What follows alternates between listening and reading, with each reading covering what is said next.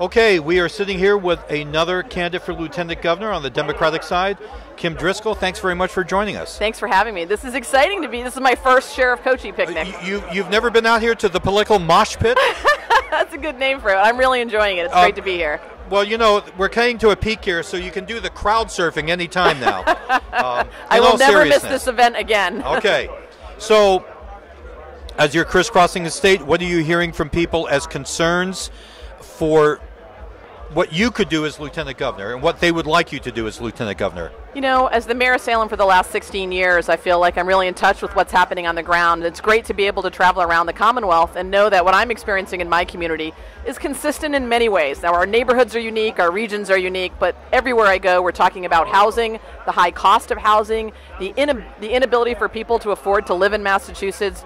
50% of renters across the Commonwealth are paying more than 30% of their income towards housing, so we hear a lot about that. And of course, transportation woes. In Greater Boston, it's tied to the T, but outside of Boston, people are still concerned about public transit being safe and effective and reliable and convenient. So hoping to be in a position to kind of work on these issues that impact the quality of life in the places people live. The lieutenant governor, it's been a long afternoon. The lieutenant governor position is traditionally something that's molded by the governor. So we've seen with Governor Baker, Karen Polito having a definite position. We saw Tim Murray having a definite position with Deval Patrick. So the last two administrations, we've seen governors who look at their lieutenant governor and say, okay, this person is going to do X, Y, and Z. I asked Maura Healey directly who she wants, and she diplomatically said whoever the voters want. Are there particular issues that if you're elected, you would want to bring to the governor's administration, or things that you would want to work on? Sure. I mean, I think what we've seen with both the current Lieutenant Governor, Karen Polito, and the one prior, Tim Murray, you were de facto liaison to cities and towns. And it's really critical when you think about a Commonwealth, 351 communities, that you have not only a liaison, but frankly a strategic partner.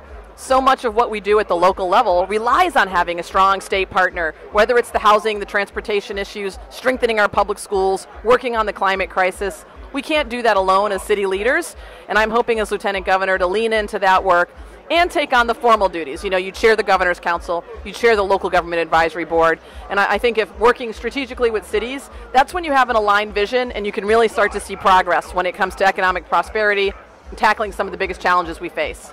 I'm afraid I'm on Western Massachusetts partisan, and I get very concerned about regional equity issues.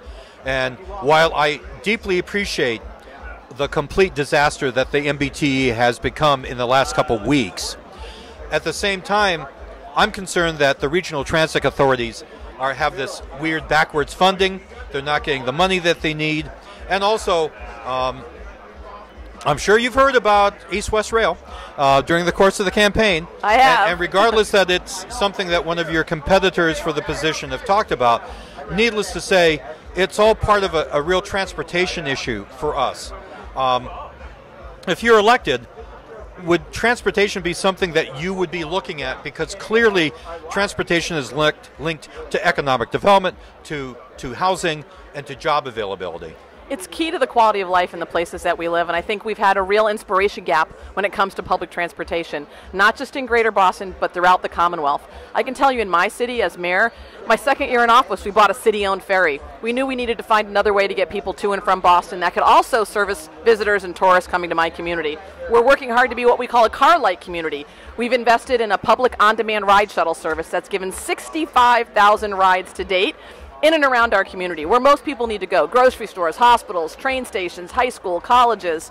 We've also worked on a car share program. We bought municipally owned vehicles, positioned them around our community, made them available to rent by the hour at a low cost through an app called Get Around. I share that with you because I think there's a lot of innovation happening at the local level, places that realize transportation is key to quality of life and economic prosperity, and that we don't want everybody owning a car and all these single occupancy vehicles on the road.